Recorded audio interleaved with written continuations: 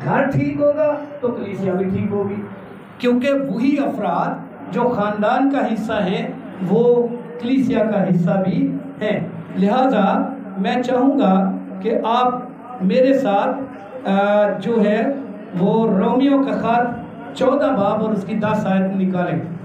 और मैं आपको एक फार्मूला देकर जा रहा हूँ, एक टैबलेट देकर जा रहा हूँ, एक कैप्सूल और एक दवाई का नाम दिए जा रहा हूँ। वो इस्तेमाल करेंगे तो मैं दावे के साथ कहता हूँ कि आपके घर में अमन हो जाएगा। कितने लोग हैं जो अपने घर में अमन चाहते हैं? ओ वेरी गुड, सारे चाहते हैं। लेकिन ये दवाई खाना ये आपका काम है। मैं दवाई देकर जाऊंगा, लेकिन आपके मुंह में डालना और आपको खिलाना ये मेरी ड्यूटी नहीं है। डॉक्टर क्या करता है? डॉक्टर लिख के दे जाता है नुस्खा, बाद में मेडिसिन जो है वो क्या है, नर्सिस आती हैं और वो मेडिसिन बांटती हैं। और जो पेशेंट क्या करते हैं, नहीं खाते ना, नर्स उसके सर पे खड़ी होती है, कहते मेरे सामने खाओ। नहीं नर्स जी तुसी जाओ, मैं बाद से खा लागा। वो नर्स इधर हुई, वो दवाई डस्टबिन में डब्बे में डालता है, मैंने खा ली है। तो ऐसे मरीज कभी ठीक होगा? नहीं होगा ना।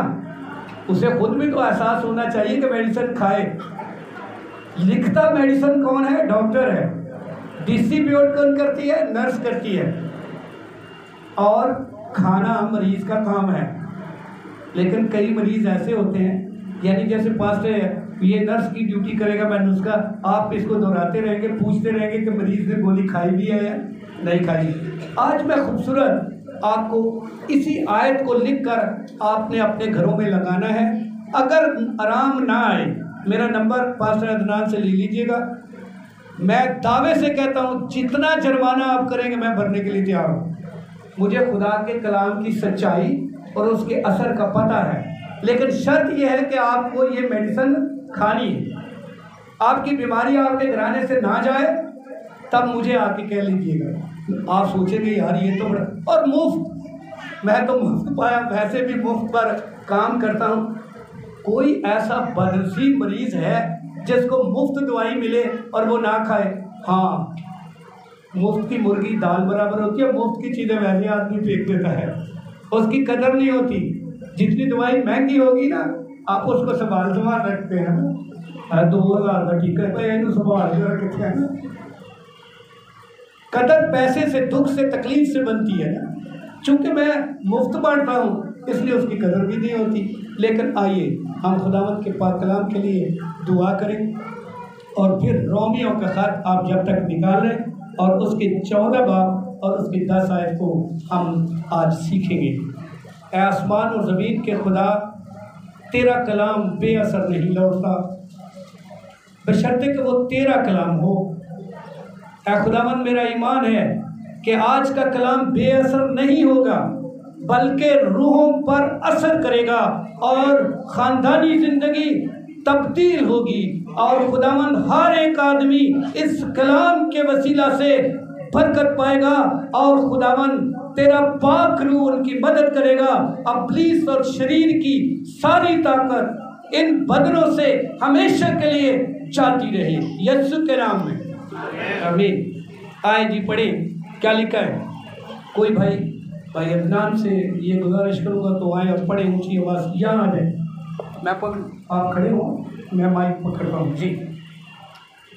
रोमियो के नाम पौलुस रसूल का खत, उसका 14वां बाब और उसकी 10वीं आयत। यहाँ कुछ यूँ मरकूम है, मगर तू अपने भाई पर किस लिए इल्ज़ाम लगाता है, या तू भी किस लिए अपने भाई को हकीर जानता है?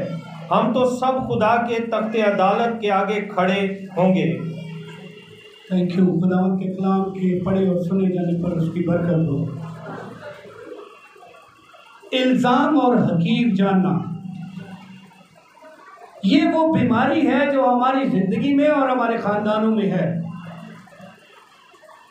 क्या आप सब मानते हैं? इस बीमारी का इलाज क्या है? मैं इलाज आखिर में एक लफ्ज़ में बताऊंगा। इसका इलाज शुक्रगुजारी है, जो हम नहीं करते। इस पर वक्त मिला तो मैं ज़रूर आखिर में कुछ बात करूंगा। लेकिन पहले मैं बीमारी को एक्सप्लेन कर लूँ कि बीमारी क्या है। खुदावंद ने फरमाया है कि हर एक को अपने से क्या जानो, बेहतर जानो। हम हर एक को अपने से हकीर जानते हैं और ये इंसानी फितरत है जिसकी वजह से झगड़े हैं और इन झगड़ों की वजह से हमारे घरानों में, हमारी ज़िंदगी में बदअमनी है। कभी कभी शौहर काला होता है, बीवी गोरी होती है, बीवी काली होती है, शौहर गोरा होता है, उस पर भी झगड़ा होता है। दोनों में से एक जो है वो ज़्यादा पढ़ा लिखा होता है, एक कमज़ोर होता है, एक कम अकल होता है, एक अक्लमंद होता है, और इस तरह से वो दूसरों को क्या जानते हैं, किसी ना किसी पहलू से हकीर जानते हैं। या बीवी अमीर होती है, पीछे से उसका घराना अमीर होता है, शौहर गरीब होता है, या शौहर अमीर होता है, पीछे से उसका मेका जो है वो गरीब होता है। कुछ ना कुछ कहीं ना कहीं कमी होती है और वो उसकी कमी को हाईलाइट करता रहता है और करती रहती है। लड़ाई की असल वजह यही है, खुद को बेहतर समझना। खुदावंद यीशु ने क्या फरमाया है कि खुद को बेहतर समझो? नहीं, ये कहा है कि सबको अपने से ज़्यादा बेहतर जानो। हम बिल्कुल उलट करते हैं। इब्लीस कहता है no no no no no no, ये गलत है। यीशु ने ये नहीं कहा था। जैसे अदन में उसने कहा था तो खुदा ने हमें कहा है कि दरख्त का फल खाओगे तो तुम मर जाओगे। शैतान इब्लीस फौरन कहता no no no no no no no no no, खुदा सही बात नहीं कर रहा, तुम खाओगे तुम्हारी आंखें खुल जाएंगी। खुदा तुम्हारी आंखें नहीं खोलना चाहता, खुदा नहीं चाहता तुम्हें अकल आ जाए, और तुम खाओगे तुम्हें अकल आ जाएगी। उसने देखा ये अकल बख्शने के लिए क्या है, खूब है, और वो अकल हूं तक दुनिया के कुआड़े पाएंगे ना।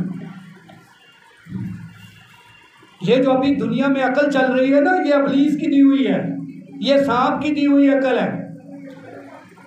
कुछ बहनों को मैंने देखा, उसका शोर कर रहा है यार इतनी अकल ना लड़ाया कर, तो वो कहती ले अकल भी तरह बनी दी थी है। वो भी बड़ा सियाना था, वो कहता नहीं ये सांपों वाली अकल है, भूल जाती ना इंज कर रहे।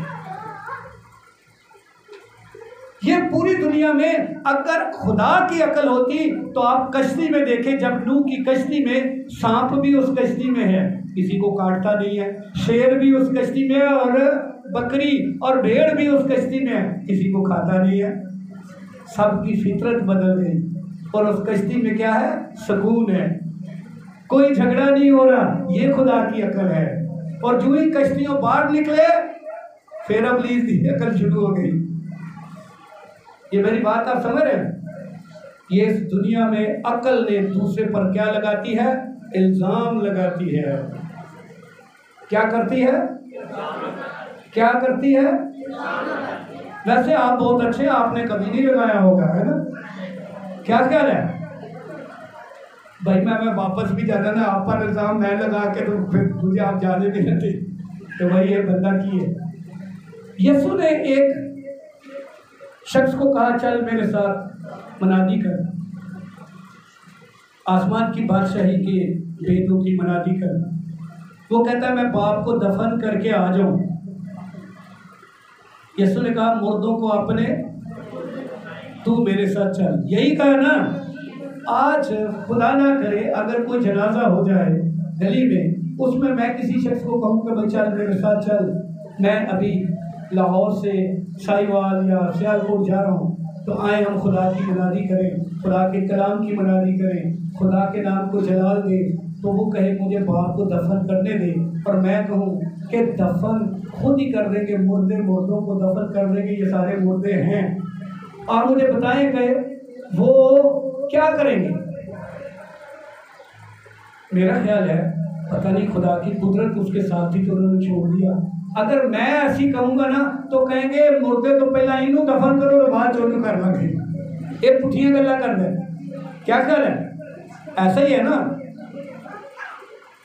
नहीं, असल में हम ज़मीन पर रहने वाले तमाम लोग मुर्दा हैं खुदा की नज़र में, और मुर्दे ही मुर्दों की परस्तिश करते हैं। और मैंने ये भी देखा है कलाम के दौरान भी बहुत सारे, पता नहीं यहाँ रवाज नहीं हो, कराची में आम है, तो मरने वाले की तस्वीर सामने लगा देते हैं लोगों की तवज्जो हटाने के लिए कि कलाम पर इनकी तवज्जो ना, मरने वाले को देखते रहते हैं। इब्लीस इतना चालाक है कि वो खुदा की बात से आपकी तवज्जो हटाता है कि ना ध्यान तुझे पता लगाओ, है या नहीं है? यहाँ लाहौर में है रिवाज ये तस्वीर रखने का? है क्या? आज तो बात ना करेंगे। अब पुलिस का एक ही मकसद है कि खुदा की बात से तवज्जो हटाए। पासबान बेचारे डरते नहीं, कहते ये तस्वीर पढ़ के उल्टी कर। एक पादी बड़ा दलेर से उन्हें तस्वीर पढ़ के उल्टी कर दी, कलाम सुनाने लगे तो उन्हें क्या भाई जी जिन्ना चर मैं कलाम सुना रहा तस्वीर वालों को ना वेखे बाद च मैं सीधी कर देंगे, गुस्सा न करे। तो पादरी के बड़े खानदान से तल्लक रखता था, उसका भाई भी बड़ा जंगजू था, लोगों ने डरते हुए लेकिन भोड़ करते रहे है ना। पादरी बेचारा इस वास्ते नहीं डरता, कहता कि भाई एवं खाम खर्च इन्ना अगले दिन नवे चर्च दूजा चर्च लग लेना है ना। ऐसा होता है या नहीं? पादरी डरता ही रहता है बेचारा, सारी जिंदगी कलीसिया से डरता रहता है। उन्हें सिखाना की है, क्योंकि मेरे जैसा आदमी तो कलाम सुना के चला गया, बाद से तकलीफ सारी वो पादरी उठाता है कितों लिया जी, पता नहीं किधर दिया गल्ला करता सी, है ना। ऐसा है या नहीं? ऐसा है, बिल्कुल ऐसा है। पासबान बेचारा कलीसिया से डरता है, इसलिए डरता है। अच्छा, अभी वो चर्च से बाहर नहीं निकलता तो बाहर दूसरा पास्टर भी खलोता होता, पहले सैंटा मारता आ जाओ, है ना। ऐसा ही है ना।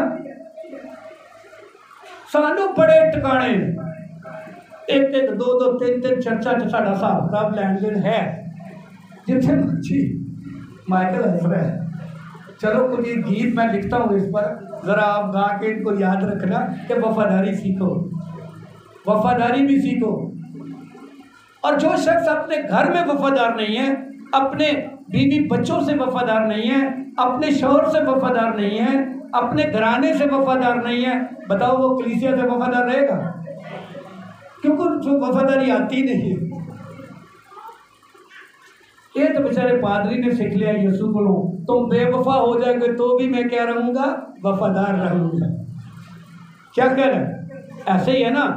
हम इल्जाम लगाते हुए अजीब तरीके से, आइए हम चंद मिसालें देखेंगे और वो इल्जाम के तल्लक से हैं। और अबी सलूम सैमुएल की, कितने लोगों ने अबी सलूम का वाक़या पढ़ा हुआ है? दाऊद का बेटा था अबी सलूम, एक पादरी अमीन है और ऐसा 2 3 शाबाश। और अब मैं वाक़या बयान करूंगा तो थोड़ा टाइम लग जाएगा।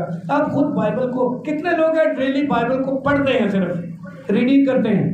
शाबाश, ये भी बहुत कम है। कितने लोग हैं जो पढ़ सकते हैं, जो रीडिंग कर सकते हैं और नहीं करते? तो फिर ये बड़ी खतरनाक बात है, खुदा ने इसका भी हिसाब लेना है।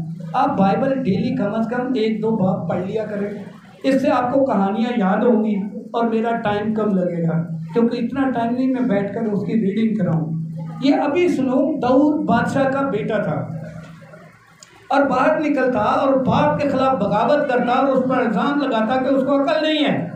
काश मैं बादशाह होता तो तुम्हारे दुख सुनता और तुम्हारी दर्दों और कहानियाँ और दीगर किस्म की बातों को, मसलों का हल करता। और उसने कुछ लोग अपने साथ मिला लिए और बगावत कर दी और बाप के तख्त पर ज़बरदस्ती बैठ गया। बाप रोता हुआ पहाड़ों की तरफ जा रहा है और नंगे पांव है, और बाप पर इल्ज़ाम लगाने वाला आखिरकार, उसके बाल घुंघरियाले थे, वो झाड़ियों में एक दरख्त था उसके अंदर फंस गए और खच्चर नीचे से घोड़ा आगे निकल गया और वो लटक कर क्या हुआ? मर गया। वो बच्चे जो माँ बाप पर इल्ज़ाम लगाते हैं, याद रखें कि उनके बाल भी एक दिन झाड़ियों में अटक जाएंगे और वो अबी सलूम की तरह मर जाएंगे। ये तयशुदा बात है, क्योंकि लिखा है जो अपने बाप या माँ को बुरा कहे वो जान से, ये बात याद रख लें। और वैसे मुझे ये लग रहा है कि आज के बाद ये कानून घरानों में लागू हो गया है और जो बच्चा ऐसा करेगा वो जान से मारा जाएगा। ये तयशुदा बात है, क्योंकि वक्त थोड़ा है। कितने बच्चे हैं जो आज तक माफ़ी है, आज तक की माफ़ी है, आज के बाद माफ़ी नहीं है। कितने बच्चे हैं जो माँ बाप को बुरा समझ, अम्मा तो जी हैं जी कहती रहती है, यही तो आदत है। क्या ख्याल है, ऐसा सोचते हैं? फोन कोई नहीं बनेगा।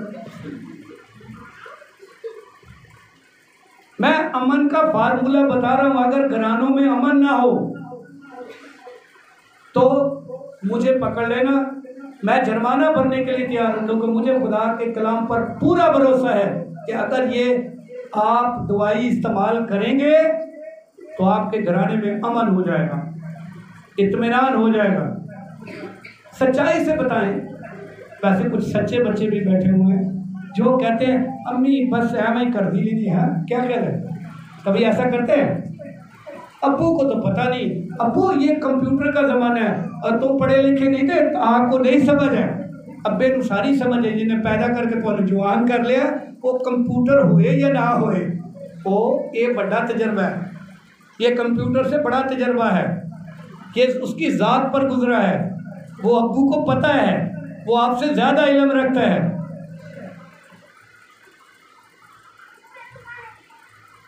ये बात समझ में आ रही है? इसलिए पंजाबी का एक लफ्ज़ है कि खुदा ने इंसान को पैदा क्यों किया। कोई सादा जा पादरी 5वीं जमात पास, बड़ा परफेक्ट जवाब दिया। आपके पास क्या जवाब है? खुदा ने क्यों इंसान को पैदा किया? खुदा ने हवा बनाई, उन वदनों कढ़िया ते उन्होंने पढ़ने पा दिता। की कीता?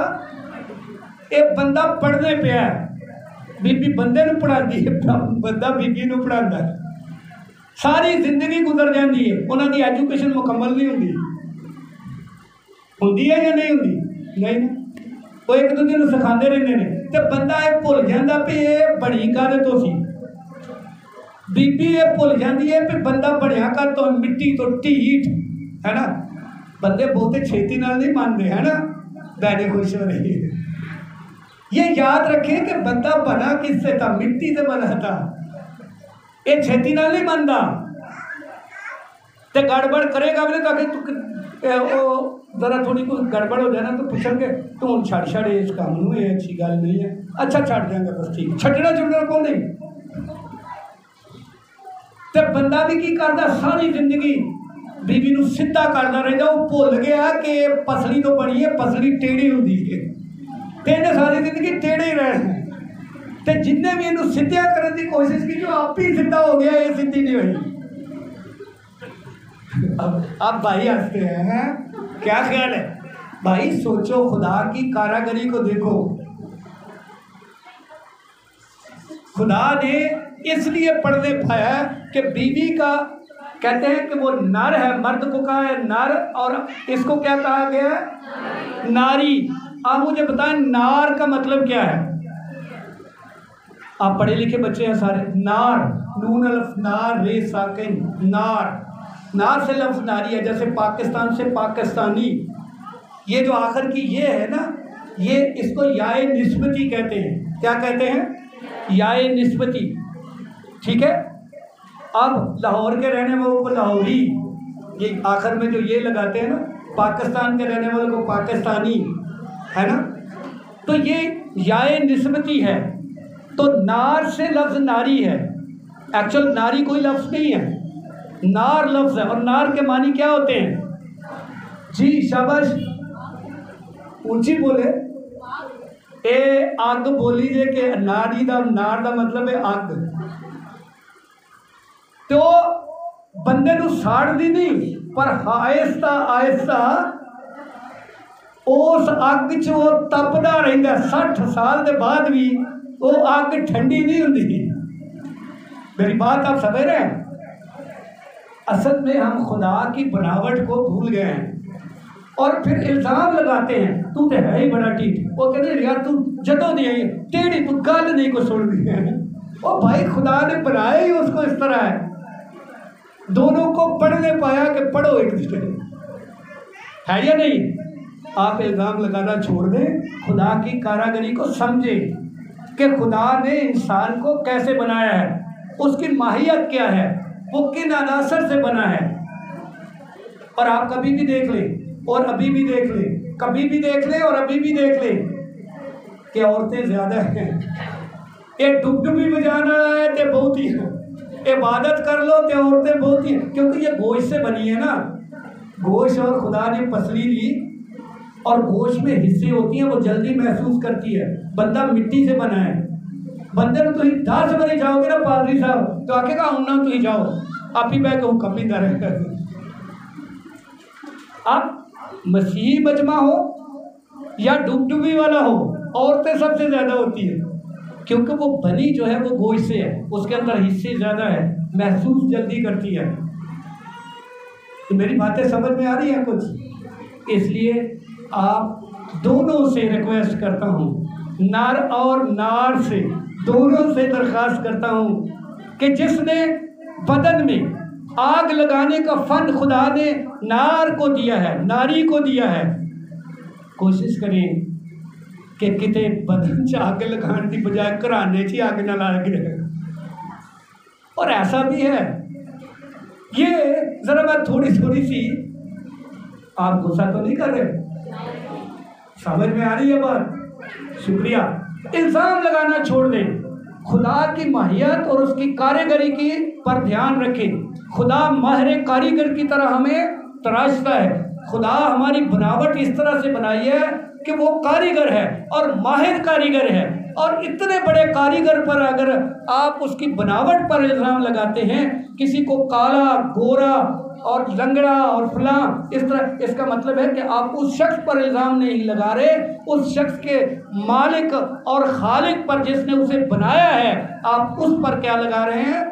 इल्ज़ाम लगा रहे हैं। और इल्ज़ाम लगाना छोड़ दें, क्योंकि इल्ज़ाम के मानी है, अबलीस के मानी क्या है? मायूस और इल्ज़ाम लगाने वाला शख्स। जब भी आप इल्ज़ाम लगाते हैं तो आप जान लें कि आपके अंदर कौन काम कर रहा है? अबलीस काम कर रहा है, अबलीस की रूह आप में काम कर रही है। इसलिए इल्ज़ाम लगाना छोड़ दें, शौहर बीवी पर इल्ज़ाम लगाना छोड़ दें और बीवी शौहर पर इल्ज़ाम लगाना छोड़ दें। मैं कल परसों एक ख़ानदान के साथ था, रात मैं कमिटेड था कि मैं पूरी रात आपके साथ वक्त गुजारूंगा। वो दोनों शौहर और बीवी जब बात कर रहे थे तो इस ताल्लुक से ये ज़रा अटेंड करें और उनको बता दें कि 1 बजे का टाइम को दिया होती है, बर्फ जल रहे होते हैं, और ये क्या जी दुल्हन एक मसहरी के अंदर बैठी होती है। ये थोड़ी सी बेशर्मी की इंतहा हो गई है। सॉरी, मैं थोड़ा सा गुस्से में आ गया हूँ। और मुझे याद रखें कि 20-20 हज़ार रुपया हम ब्यूटिशियन को दे देते हैं और सुबह मुंह धो के वो सारा 20,000 नाली में बहा देते हैं। लेकिन पुराने लोगों में कुछ शर्म व हया थी, और यहाँ तक भी दूल्हा और दुल्हन के कमरे में एक दिया होता था जिसको फूंक मार दी जाती थी। ये हक़ ज़ौजियत के अदा करने का वो भी हमारी तरह बच्चे पैदा करते थे, लेकिन हया से बच्चे पैदा करते थे, हया की हालत में बच्चे पैदा करते थे, इसलिए उनके बच्चों में भी हया होता था। आजकल जब बच्चों की पैदाइश का आगाज़ होता है, हम इतने बेहया हो जाते हैं, हम इतने बेगैरत हो जाते हैं कि हमें ये शर्म नहीं आती कि हमारी नस्ल जो आगे पैदा होगी वो कितनी बेहया होगी। सॉरी, मैं थोड़ा सा इस बात को बहुत बुरा मानता हूँ। आप सोचेंगे ये पुराना बाबा एक ठो आ गई रूह है ना। ये पुराना बाबा नहीं, आपसे ज़्यादा पढ़ा लिखा है। बहुत से लोग कहते हैं जी पढ़ाई, मैंने कहा लेके आए, मेरी संदेह आपसे ज़्यादा होंगी, पर मैंने पढ़ाई की है, बेहयाई नहीं की। आजकल लोगों ने अपनी बेहयाई का नाम पढ़ाई रख दिया है, और आप सोचें इसीलिए हमारी नस्लें भी बेहया हैं, हमारे बच्चे भी बेशर्म हैं, हमारे बच्चे भी बेगैरत हैं। वजह क्या है कि हम खुद बेगैरत हैं, और इसलिए हमारे अंदर जो जीन्स हैं, हमारे अंदर जो जरासीम हैं, उनके अंदर शर्म व हया नहीं है। संजीदा हो गए हैं भाइयों, मुझे माफ़ करना, मैं सच कह रहा हूँ, और सच कड़वा होता है और सच ही आग भी होता है। इस वक्त दुनिया की बेशर्मी और बेहयाई की वजह यही है जो मैं बता रहा हूँ। हम अपने पैसे ज़ाया करते हैं। अभी एक शख्स था, गरीब आदमी था, कह रहा सर जी कुछ पैसे चाहिए, मैं शादी करनी है, आप मानते हैं? मैंने कहा शादी पैसों से करनी है या लड़की से करनी है? नहीं जी वो लड़की से करनी है। तो मैंने कहा लड़की से शादी करनी है तो पादरी की फीस है वो भी जे हज़ार वाला होया तो 5-10 हज़ार है, तो जे ब्याह होया तो 20 हज़ार मैं दे छड़ागा। कहने लगा नहीं जी फिर वो दुनियादारी भी तो है ना, नक नहीं रहिंदा, इस नक नूं मर लग्या भी ये नंगा ही रहिंदा है। असी नक की खातर उजड़ चले हैं और आप मानते हैं? मैंने कहा 50 हज़ार में शादी हो जाएगी, आप छोड़ दें पैसे किसी का, छोड़ दें शादी, मैं सिर्फ उनको कह दें कि ये बंदा है, ये शादी में सारे सब कुछ मैनेज किया, टोटल 22 हज़ार में शादी हुई है। कितने में? ना कोई कर्जा, ना किसी का लेना ना देना। हम नक नूं करदियां अपने नस्लां उजाड़ दित्तियां ने। सूदखोरां ने साडे घर दी बरूआं पुट पारी है ना, ईगो यही है ना। और जिसको नहीं पता वो उसके इत्तेफाक है, जो लड़की वाले भी थे वो भी मेरे जानने वाले थे। मैं जैसे जैसे कहता गया वो वैसे वैसे करते गए, वो भी उजड़ तो बच गए, तो वो भी उजड़ तो बच गए। गल तो मनन दी है ना, गल तो फिर वो नुस्खा मैं देना इस्तेमाल तुहां करना, तुम इस्तेमाल ही ना करो, आराम कहीं जाएगा। ये पूरा मुआशरा हमारा तबाह हो चुका है। ये मेरी बात आप समझ रहे हैं? इस अनाथ की जान छड़ छड़ियो। वैसे मैं कौन हूं ना तुहाडी छडाण वाला, एक कर्जे वाले आप ही छड़ा छड़के तुहाडी इज्जत नहीं रही। जो वो गाला कढ़ रहा है दरवाजे पे खलो के, उदों तुहाडी इज्जत होंदी है। कोशिश करें कि आप कर्जे पर बिलीव ना करें। जो कुछ आपके पास है आप एक दूसरे के साथ सच बोलें कि भाई मेरी हैसियत ये है, मैं यही कर सकता हूँ, मेरे पास बेटी है ले सक। पुराने लोग कहते हैं जिन्हें धी दे छड़िए इदू बाद की देना, तो जिन्हें धी लैके खुश नहीं होना। हुण ही सब तो पहले पुछदे आ इहदा घर है भाई, तू उत्थों बेटी लैके बहू लैके आ जाना, तेनों घर ना की लगे। एडे तो पागल। चलो जिथे जाना है उन्हें मुंडे का घर तो वेखे भी जाके बहना कित्थे है। जितों तुसीं लैके आ जाना उहदे घर नूं तुहां की करना? ऐ नहीं जी रिश्तेदार एक फिर कितने बजे आए जाए बह जाए तो फिर बहन खलोण का थां तो होए ना, फिर इस तरह इज्जत नहीं होती। तो जिहड़ा एडा कू इज्जत वाला है उन्होंने क्या अपने घर बिठा लिया है। असल में हमारे अंदर सच्चाई नहीं, दिखावा है। दिखावे को अपनी जिंदगी से निकालें, सच बोलना सीखें, इल्ज़ाम लगाना छोड़ दें। अभी सलूम ने बेटे ने बाप पर इल्ज़ाम लगाया और उसका नतीजा क्या निकला कि वो हलाक हो गया, वो मर गया। और इसी तरह उसके बाद एक दाऊद की बीवी थी, उसका नाम क्या था? मेकल। उसने क्या किया था? अपने शौहर पर इल्ज़ाम लगाया। आपको पता है जब ऐद का संदूक आ रहा था तो दाऊद नाच रहा था। कितने लोगों ने ये पढ़ा है? 1 2 3 4 5 6, अच्छा काफ़ी लोग गवाह हैं। वो नाच रहा था। आप भी पढ़ा करें, जिन्होंने पढ़ा है उनका कसूर भी मैं आगे निकलूँगा। आपका कसूर है जिन्होंने नहीं पढ़ा, इसलिए मैं आगे निकलूँगा। ये उनको तो समझ आएगी। वो नाच रहा था और उसकी बीवी मेकल देखकर बादशाह जब नाच रहा हो, वो खुदा की हमद और सताइश में नाच रहा था, लेकिन गिरजे च नहीं, सॉरी गिरजे में नाचना मुनासिब नहीं, क्योंकि लिखा है खुदा के घर में कदम रखता है तो कैसे रख। गिरजे में नहीं नाचा, वो रैली नाची। आजकल लोगों ने गिरजे में भी नाचना शुरू कर दिया है।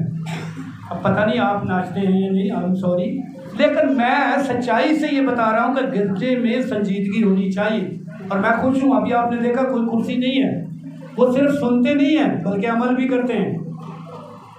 पहली दफ़ा जब मैंने आया तो काफ़ी औरतें थी, वो नाच रही थी, और मेरा बंदा जब पुलिस ये वो, जब मैं मैसेज देने लगा तो मैं क्या भैनों बुरा नहीं मना कि मैं गल करा, आए आओ जी करो।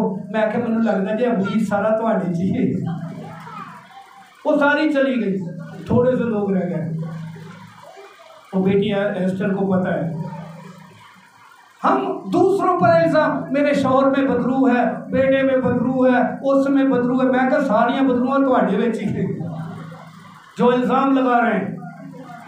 चूँकि मैं खुदा के कलाम को समझता हूँ और सच बोलता हूँ, बाद में मैं अपने टिकट पर आया हूँ, अपने टिकट पर वापस जाना। मैं कहे को क्यों डरा भाई, क्या ख्याल है?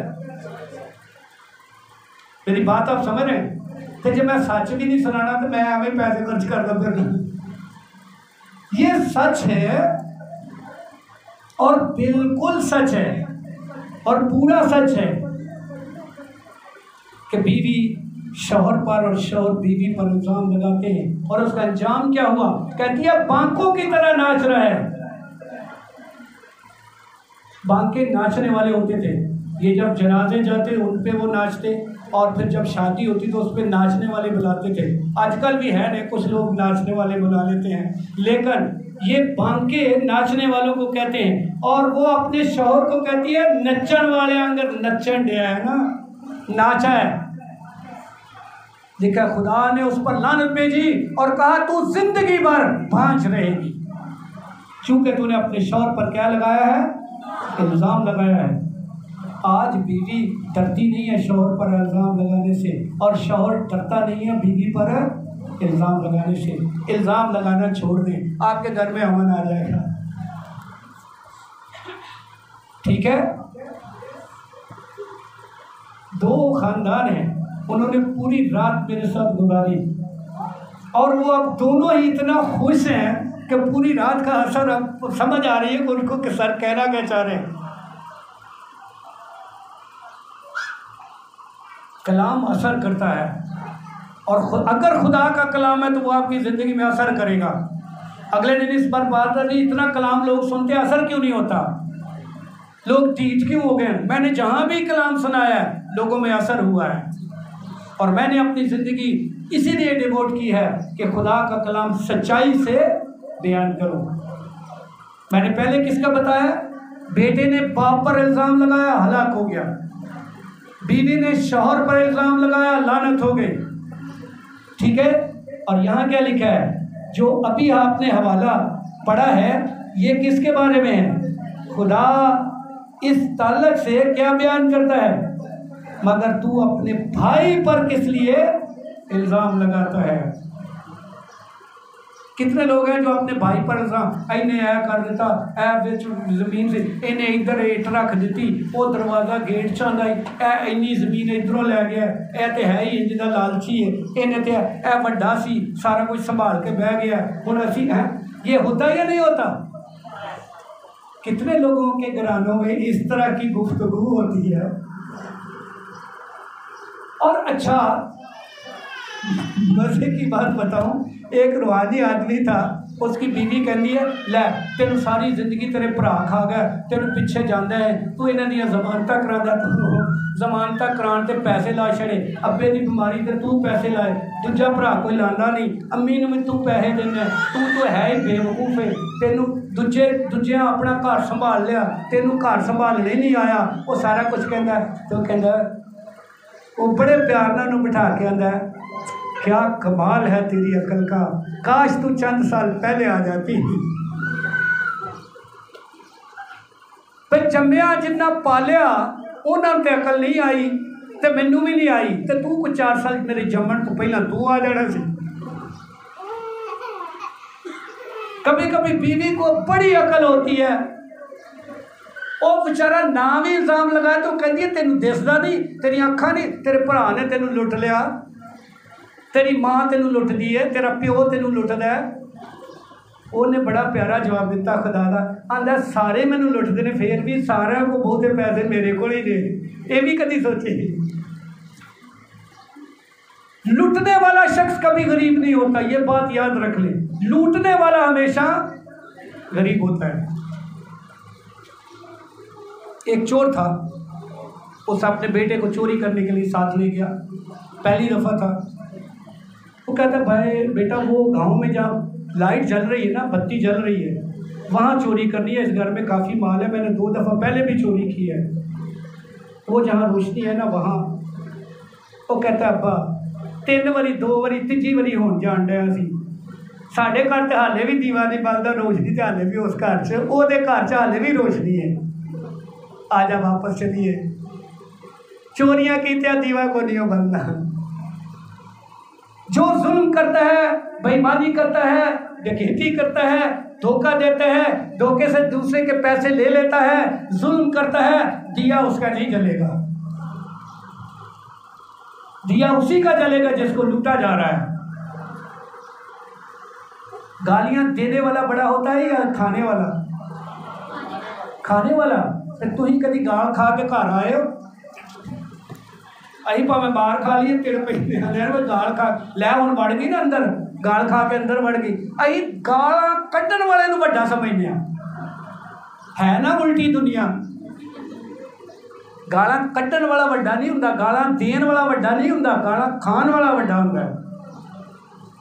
यीशु का लिखा है उसने गालियां खाकर किसी को गाली और दुख पाकर किसी को धमकाता। कहीं माड़े होना तो अलग तेन मैं फिर दसांगा, मैं यार अंदर ही मैं माड़ा को नहीं तेरे तो तेन बाद दसांगा, बाद के दसने दिन तो होने कोई तक कर जोगा। हमारे वहाँ बिहारी है और वो पठान थे काफ़ी, जिंजान और बिंदा उसके पास था। उसने एक मारा, कहते अब के मार के देख, फिर उन्हें मारा, कहते अब के मार के देख, वो अब के 2 बार बेहोश हो गए। अब के मार के देख, करना कराना कुछ नहीं, एवं पे जोर बखाना, अब मार के देख जरा, मैं तेरे को बताऊंगा, भा नूं दसांगा, भा दे उन तक तेरा तो काम पूरा कर देगा।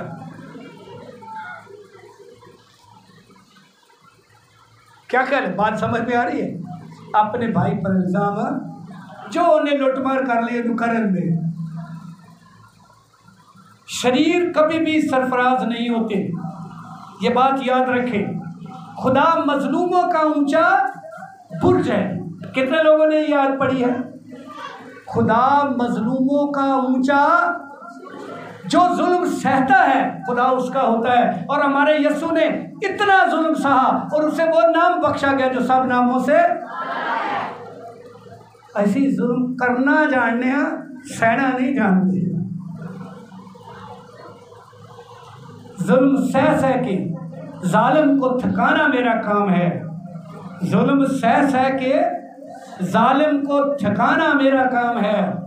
फरीसी के हुक्म पर सूली को उठाना मेरा काम है। असी जुल्म करना छड़ दो, जुल्म सहना सीखो।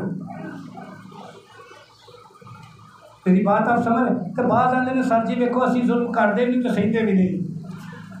ਇਹਦਾ मतलब क्या है? तुम के पासे भी नहीं। शैतान के लोग जालिम हैं और खुदा के लोग मजलूम हैं, ते असी कहते भी नहीं, ना शैतान दे ते ना अही बाबे आदम ने रात आराम नाम से चल गुमराह के पासे भी नहीं। जिधर का दाल लगे, जे जोर होया तो जालिम बन गया, ना होया तो मजलूम बन गया। कोई सिर्फ सफ़र कर रहा है ना, तो वो बंदा जरा जिन जान वाला ही, तो माड़ा बंदे तो इंज नाल खड़ा सी, तो उन्हें बहना, वो बैठे नूं खिंच के ना तो आप ही बह गया। जोरावर सी ना, तो नाल जेड़ा उसका दोस्त सी ना, वो आखन गया यार तू की करन डया? अरे मड़ी के गुस्सा आ गया है। ये पिंडी वाले जुबान नहीं, वो मड़ी बोलते ना। अरे मड़ी के गुस्सा आ गया ना। वो पिछे एक मोटा ताज़ा आदमी खड़ा सी, बट टाइप का ना, जड़े जिन जान वाह भाई, उन्हें कॉलर तो चुक के ना सीधा था कर दिता। आंदा उठता पिछा, उन्होंने कहना चल तू बह, उन्हें एक रख के मारी वो खान से। तो बाद में दोस्त कहता फोन से कुछ, अरे मड़ी के तरस आ गया। जे तगड़ा वेख्या तो मड़ी के तरस आ गया, तो जे माड़ा वेख्या तो मड़ी के गुस्सा आ गया। ये तो साड़ी हालत है, ना असी जालिम आ तो ना असी मजलूम आ। वेख्या जिथे दाल लगा मड़ी के गुस्सा आ गया, तो जिथे दाल लगा मड़ी के तरस आ गया। इंज ही काम चल रहा है ना। क्या ख्याल है? ऐसे ही करते हैं आप? मुझे नहीं पता, ये तो आप खुद अपना अंदाज़ा कर सकते हैं कि आप किस तरफ हैं। आप जालिम हैं या मजलूम हैं। भाई पर इल्ज़ाम लगाने वाले हैं या भाई आप पर इल्ज़ाम लगाता है? आपने नाहक किया या भाई ने नाहक किया, ये आपका फैसला है। लेकिन ये काम छोड़ दें, भाई पर इल्ज़ाम लगाना छोड़ दें। और आगे इसकी ख़तरनाक सज़ा है। और सज़ा क्या है कि तू भाई को हकीर क्यों जानता है। और हम सब ने खुदा के तख्त के सामने खड़े होना है। जब आप भाई पर इल्ज़ाम लगाते हैं तो खुदा के फरिश्ते जो सच्चाई के फरिश्ते हैं वो आप पर इल्ज़ाम लगाएंगे कि ये कुछ ये दुनिया में करके आया है। हम सब गुनाहगार हैं, कोई रास्तबाज नहीं, एक भी नहीं, सब ने गुनाह किया और उसके जलाल से महरूम है। ये मेरी बात आप समझ रहे हैं? हम समझते हैं मैं बेगुनाह हूँ, भाई ने सारे कसूर किए हैं। कुछ ज़रा टटोल के देखे, कहीं आपका भी कसूर होगा। ठीक है जी। किस पर मैंने रिश्ते, बेटे ने बाप के खिलाफ बगावत की, हलाक हो गया, खुदा ने उसे मार दिया।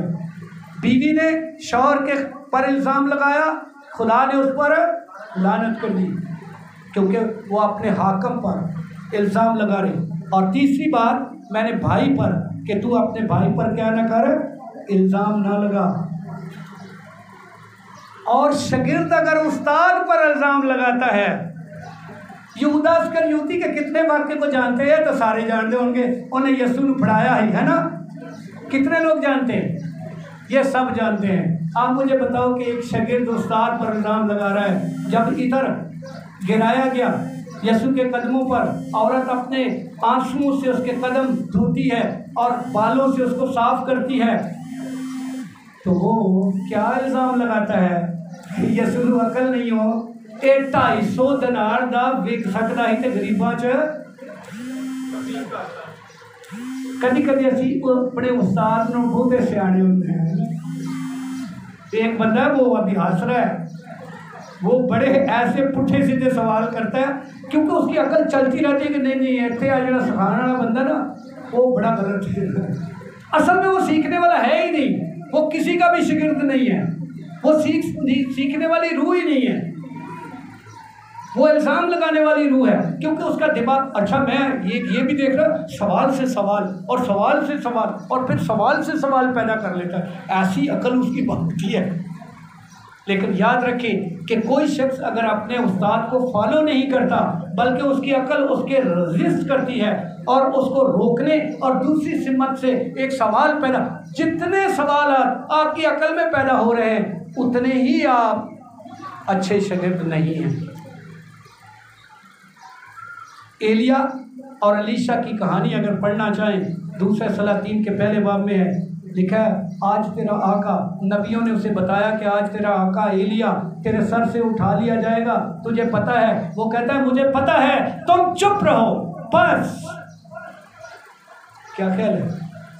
वो अपने और अपने उस्ताद के बीच में तीसरे आदमी को आने नहीं देता।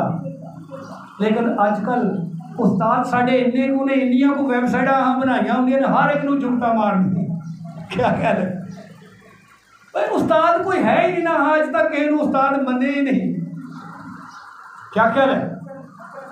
अगर किसी एक को भी तुम सही ना उस्ताद मान लो तो चलो कोई गल नहीं, वो पुठे राय जाएगा, कितने तो जाएगा ना। तो जे तुम 20 उस्ताद बनाए देने। मैं आपको एक किताब मैंने पढ़ी कि 3 चोर पकड़े गए और तीनों ने, एक क्रिश्चियन था, एक मुस्लिम था, एक हिंदू था। उन्होंने तेल गर्म किया, उन्होंने कहा जी तेल में हाथ डालें, आप अपने देवता को बुलाएं और कहें कि मैं सच हूँ। उसकी कसम खाकर मुस्लिम को बुलाया, उसने अल्लाह की कसम खाई, तेल में हाथ डाला, तेल ठंडा हो गया ना, वो बच गया। उन्होंने कहा तू सच्चा है, चल जा। क्रिश्चियन की बारी आई, उसने कहा यीशु तू ही मेरा वाली और वारिस है, आज तू ही मुझे बचा सकता है। और ये तू जानता है, दुनिया जाने ना जाने, तू जानता है कि मैं चोर नहीं हूँ। उन्हें क्रिश्चियन ने हाथ पाया, तेल ठंडा हो गया। उन्होंने कहा तू भी सच्चा है, तू भी जा। पीछे आ गया लास्ट में हिंदू, वो कहता है देवी दर्शन, वो क्या है, एक वो गाना बांधते हैं, ये 7 देवियों का होता है ना, माता देवी, फलानी देवी, अस्तार देवी, है ना, काफ़ी देवियों का जिक्र करते हैं। और एक बीच में मोटा सा लट्टू बांधा होता है। ये जो गाना बांधते हैं ना, ये हिंदुओं की रस्म है। और ये इसका नाम है दहीसर, 10 सिर वाला दहीसर। ये जो गाने अभी भी बांधते हैं या नहीं बांधते? बांधते हैं ना। क्या आप हिंदू हैं? सॉरी, मैं जरा मिठी मिठी हसदे हसदे दसन दिया भी तुम है कितने हो। ना तो कोई मजहब, ना कोई दीन, ना कोई फलसफा, ना कोई सोच, ना कोई नजरिया। आई आले दुआले फंसे फंसे। मैंने बहुत सारे लोगों को देखा है कराची में, मुस्लिम जो है वो बेटी को रुखसत करते हुए कुरान सर पे रखते हैं और कुरान के नीचे बेटी। आजकल हमारे क्रिश्चियन भी वहाँ से वो, मैं कई दफ़ा वो कहता हूँ कि लिया कितों जे जी चलो चंगी गल ही कोई माड़ी तो है नहीं, गल भी ठीक है। तो मैं क्या कलाम ये सिर ते उहदी गान दिया, इनू कलाम के थल्यों की लंघन दिया, ये अंदर भी वाड़िया कि नहीं? कभी गिरजे नहीं गए, कभी कलाम नू अंदर वड़न नहीं दिता, तो कलाम के साए के पीछे, तो इससे क्या फ़र्क पड़ेगा? उसके घर में अमन आ जाएगा, बरकत आ जाएगी। ये इस्लामी नज़रिया भाई, ये क्रिश्चियन का नज़रिया नहीं है। खुदा ये कहता है इस कलाम को, ऐ खुदा मैंने तेरे कलाम को अपने दिल में रख लिया ताजो तेरा गुनाह। उस बेटी को ये सिखाना था कि अपने शौहर की इज्जत करना। उस बेटी को ये सिखाना था कि बेटी वो तेरा हाकम है और तू महकूम है, उसका हुक्म मानना। उसकी सोना बेटी अपना कन तू इधर कर, अपनी कौम ते अपने प्यो दा अज तो तू भुला दे कर, ते घर जाके चौलों के हाथ रख देना, पिछा सुट रिज़्क ना लेके जाए, है ना? ऐसा ही है ना। यहाँ रस्म करते हैं, मुझे नहीं पता, वो चावल का पकड़ के पीछे फेंकते हैं कि रिज़्क नाल ना ले जाए, रिज़्क इतने ही चढ़ जा। यदि तेरा शौहर भुखा मरे, ये रिज़्क इतों लैके ना जाए। ये तेरे भैन भरा जिंदा रहने रिज़्क खा के, शौहर तेरा भुखा मरे, सानू कोई नहीं लगता। यही है ना। क्या मतलब? आप मुझे इस रस्म का कोई मतलब बता दें।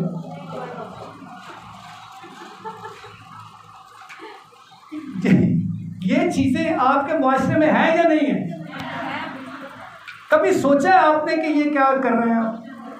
आई बगैर सोचे समझे जिंदगी गुजारन है। बताना नहीं। जितने लोग शादीशुदा है जरा हाथ बुलंद करें, ऊंचा करें ना। क्या हो गया? शादी हुई है। आप ये बताएं कि कितने लोगों को शादी के मतलब का पता है कि शादी का मानी क्या है? वो हाथ बुलंद करें। एक बस, 2 3 4 5 6 लोगों को शादी का पता, बाकी बगैर सोचे समझे कर लीजिए।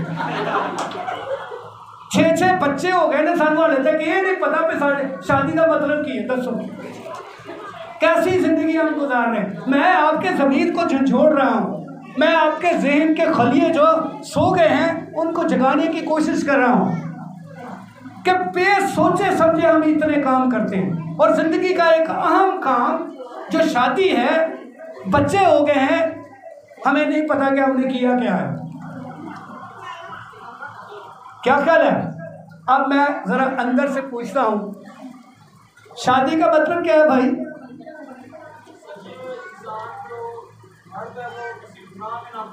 ठीक है, ओके जी। आप जब पीछे, हाँ जी, ये ऊंची नहीं, ये पीछे कुछ गड़बड़ है। शादी का मतलब क्या है? पीछे से आवाज़ आ गई है। जिन्होंने सुना है वो ठीक है, जिन्होंने नहीं सुना वो जरा बता दें, इधर से हाथ थे। शादी का मतलब क्या है? आदमी और को जोड़ने के लड़ते रहना। खुदा ने आदमी और औरत को जोड़ा है कि लड़ते रहना, एक दूसरे की मदद करें। ठीक है जी। शादी का मतलब क्या है जी? ये मेरा ही काम, मैं सोच रहा थोड़ा काम। हाँ भाई जी, पीछे से एक आवाज़ आई थी, चलो जल्दी ख़त्म कर लें, टाइम बच जाएगा जी। तारक ने बताया खुशी वाले ब्याह होने वाले उन्हें पहला समझ के करना है। ए पुत्र सुन ले जरा सारे की गवाही, ए जिन्ने शादीशुदा ने, इन्हों का मतलब है इन्हें खुशी समझ के क्या है कि मिली नहीं है कि नहीं? सारे ही रोड हो ही नहीं ना, इस वास्ते उन्हें मतलब सीख लिया। तो जब मतलब सीख लिया तो उन्होंने ये भी सिखाया कि तू इतने अमल भी करना, खुश रहना है। अभी बगैर सोचा समझी कर ले ही सानू पता ही नहीं है कि असी बगैर सोचा समझिया कर ले असी सानू पता नहीं है कि अही कीता की है। और बहुत सारे घर में हम ऐसे काम कर रहे हैं हमें पता ही नहीं कि हम कर क्या रहे हैं। मैं इसलिए कह रहा हूँ कि कोई काम करने से पहले चले। माचिस हर घर में होती है। माचिस से कौन से लोग हैं जो माचिस से जलाते हैं? आजकल एक होर भी वो डंबरू जो निकले वो दबाते ਉਹਨੂੰ पता नहीं की दबाते ने तो वो चूल्हा जलाते ना। और मैं उतना सीधा जो बंदा और इतनी मेहनत नहीं करता इन बातों पर। वो आजकल बड़ा कुछ निकल आया, लेकिन माचिस अक्सर घरों में होती है। कितने लोग हैं जिनके घर में माचिस है? Oh good.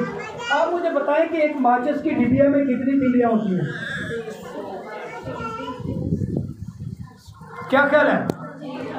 नहीं पता। इतनी देर से हम माचिस जलाते हैं, लेकिन हमने कभी ये तकलीफ नहीं की कि देखे तो सही कि इसके अंदर तीलियां कितनी हैं। आप सोचेंगे प्रोफेसर साहब तो ही तीलियां गिनते रहते हो।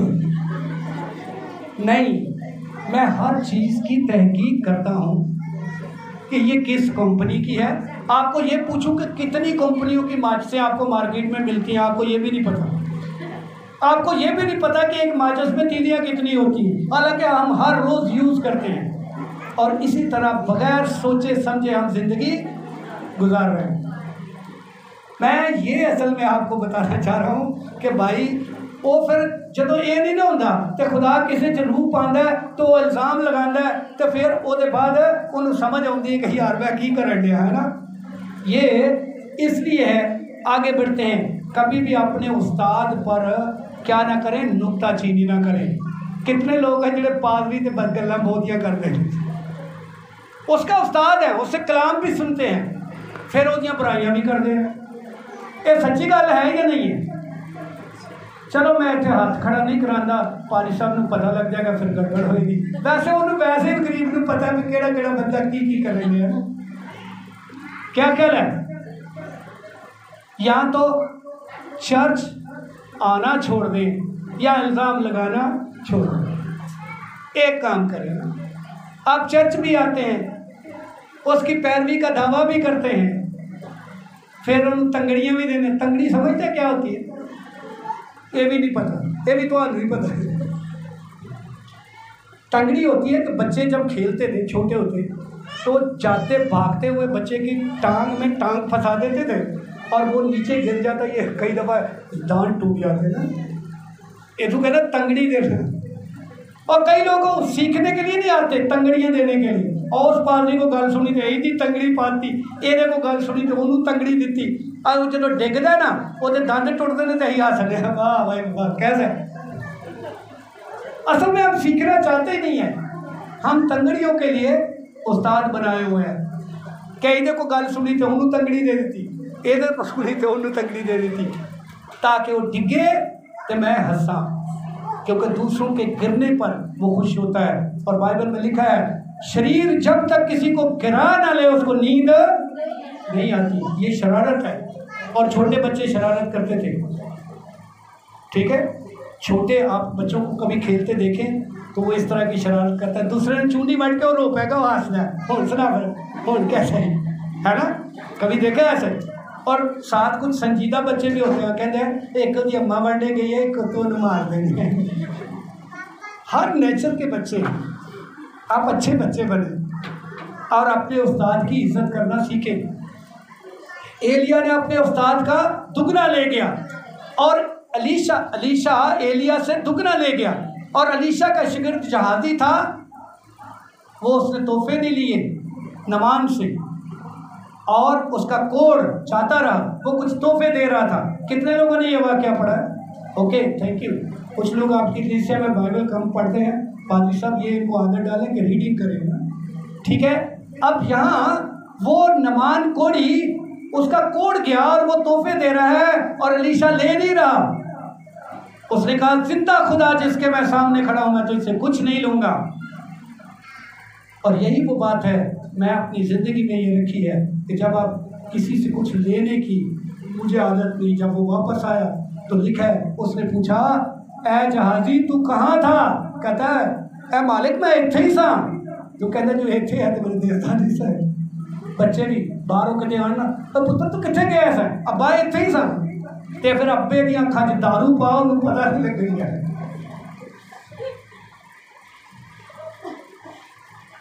अम्मी चोरी चोरी, अम्मी तो पड़ोसी ने घर चली गई, बेटी पूछा पुत्र किधर गए? अम्मी इत्थे ही सा। तो कहती पुत्र मैं तो तेन इतने ले अम्मी तेन हर वक्त कभी फिक्र प्या रहा कितने गई से कितने गई से। वो शोर शराबा करके अम्मी ने चुप करा दी। होता है या नहीं होता? ऐसा है या नहीं? सोचे कि प्रोफेसर साहब कितने पे कि ये सारी वो फिल्म बना दे रहे थे। मैं देखता रहता हूँ कि लोग कर क्या रहे हैं। पढ़ना है तो इंसान को पढ़ने का हुनर सीख, हर चीज़ पे लिखा है किताबों से ज़्यादा।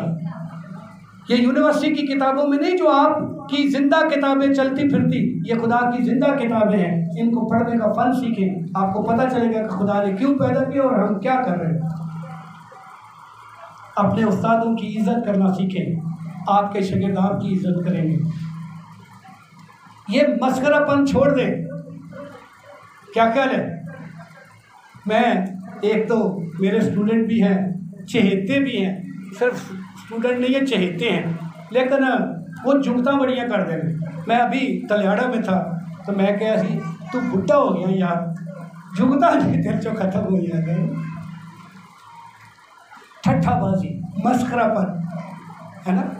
हम खुश होने का क्या एक ही तरीका है कि हम ठट्ठाबाजी करें, क्योंकि लिखा ठट्ठाबाज जो मुतकब्बर है, जो ठट्ठे मारता है, मस्करापन नहीं करता है, ये तकब्बर की अलामत है। यह आपको बड़ी आम सी बात लगती है, लेकिन खुदा को ये बहुत बुरी लगती है। इग्नोरेंस है, ये जहालत है। ये मेरी बात आप समझ रहे हैं?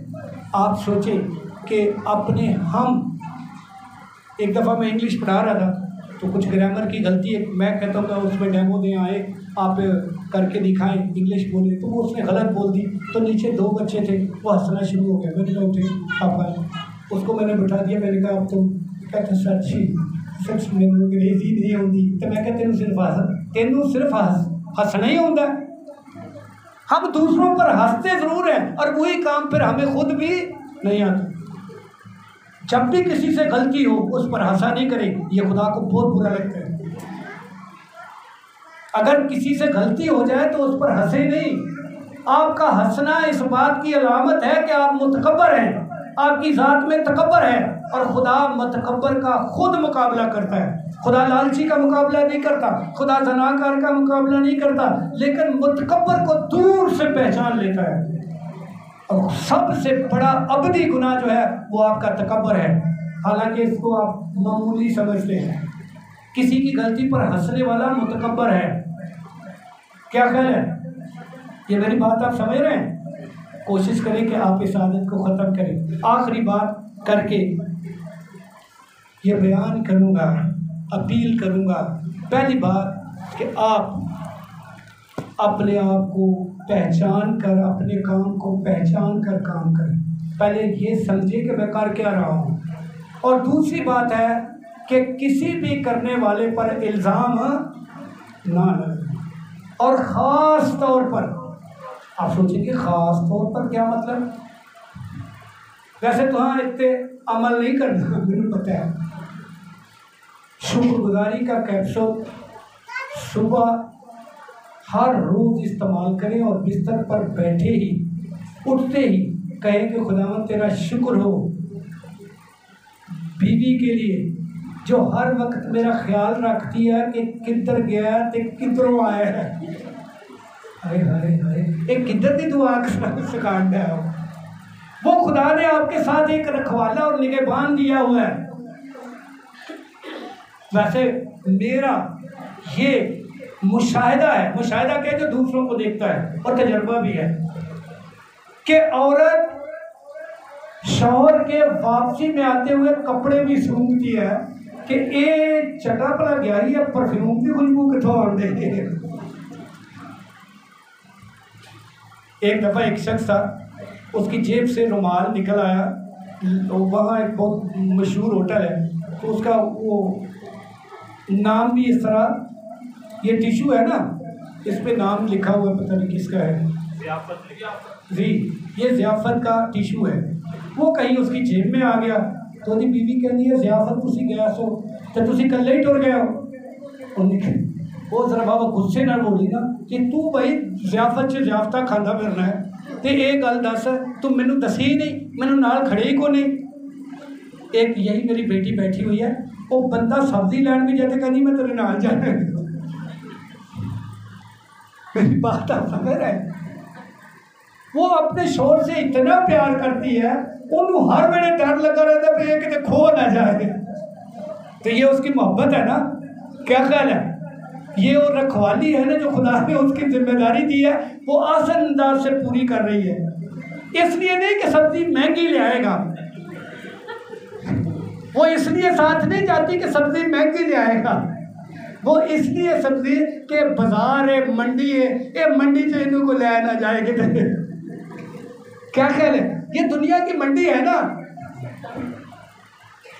मैंने पिछले दिनों एक बात सुनी कि एक औरत शादीशुदा है और वो किसी और बेहया आदमी के साथ कहती है कि बस अब थोड़ा जा टाइम है, मेरी डिलीवरी हो जाए तो मैं 2 बच्चे पहला ने तो ये डिलीवरी हो जाए तो मैं फिर तेरे नाल मैं नासावांगी, मैं तेरे को रवांगी। ये हालत है। बताओ ऐसी बीवी की रखवाली करनी चाहिए या नहीं? ऐसे शौहर की रखवाली करनी चाहिए या नहीं? ये मेरी बात आप समझ रहे हैं? ये फोन का बेड़ा गर्क हो जाए, इसने बहुत सारे लोगों को ज़नाकार बना दिया है। मुलाकातां इहदे ते हुंदियां, तलाकां इहदे ते हुंदियां, गांडे जोड़े इहदे ते लगदे, बर्बाद कर दिया पूरे मुआशरे को इसने। और सब कुछ करने के बावजूद भी शर्म भी नहीं आती, फिर बड़ी बेहया मुंह से। और उनको चाहिए कि इंसाल के पहले 5-7 बाप पढ़ते रहे। देखा एक औरत वहां से निकली, बड़े बेहया मुंह से कहने लगी कि कुर्बानी के ज़बीहे मुझ पर क्या थे? फर्ज थे। मेरा शौहर लंबे सफर पर गया है तिजारत के लिए, आजा हम दिल भर कर इश्कबाजी करें। मस्ती की रूह, गंदी रूह हर वक्त उनको डिस्टर्ब रखती है। वो अपने शौहर से वफादार नहीं, अपने बच्चों से वफादार नहीं, अपने घराने से वफादार नहीं। उस बेहया आदमी को ये समझ नहीं आ रही कि जो अपने शौहर से वफादार नहीं, अपने बच्चों से वफादार नहीं, अपने माँ बाप की इज्जत से वफादार नहीं, ये मेरे साथ कैसे वफादार रहेगी? तो जिहो जा वो बेहया होंगे, वो जी बेहया रूह दूजे चुंदी है, वो दुआ की रूह मिल जाती है। पूरा मुआशरा तबाह हो गया हमारा। मैं इन सब के लिए चाहता हूं कि आप दुआ करें, इल्ज़ाम लगाना छोड़ दें।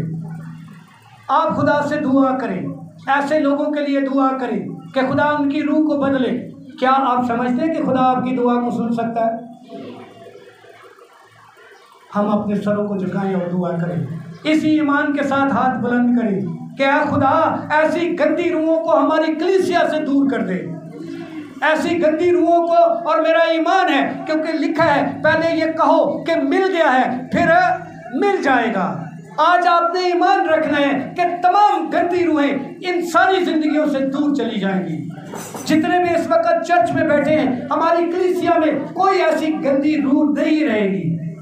कितने लोग ईमान रखते हैं? हाथ बुलंद करें, दुआ करें अपने लिए और उन गंदी रूहों के लिए कि खुदा इस कलीसिया से तमाम गंदी रूहें दूर करे और इस कलीसिया में रास्ती सदाकत हुकूमत करे। खुदा की मोहब्बत इस कलीसिया में काम करे, इस कलीसिया में सच्चाई की रूह आ जाए, ताकि हर एक शख्स एक दूसरे के साथ वफादार रहे, अपने रिश्तों का तकद्दस करे, अपने रिश्तों की तमीज़ करे और कुत्ते की ज़िंदगी बसर ना करे, क्योंकि कुत्ते को अपनी बीवी का और कुतिया को अपने शौहर का पता नहीं है।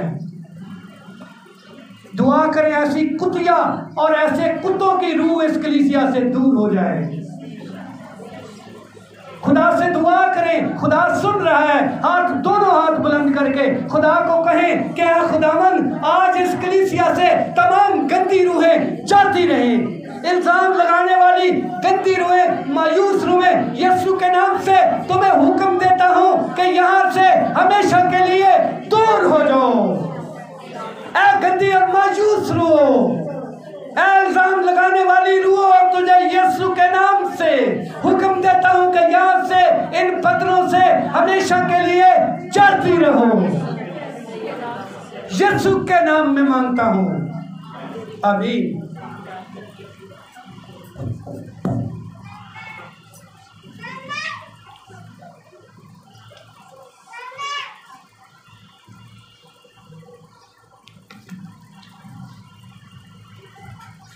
कलाम मुकद्दस के लिए जोरदार तालियां बजाएं।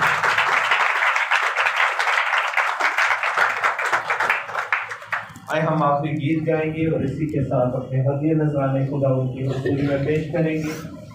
भाई माइकल के साथ मिलकर प्रस्तुत करेंगे।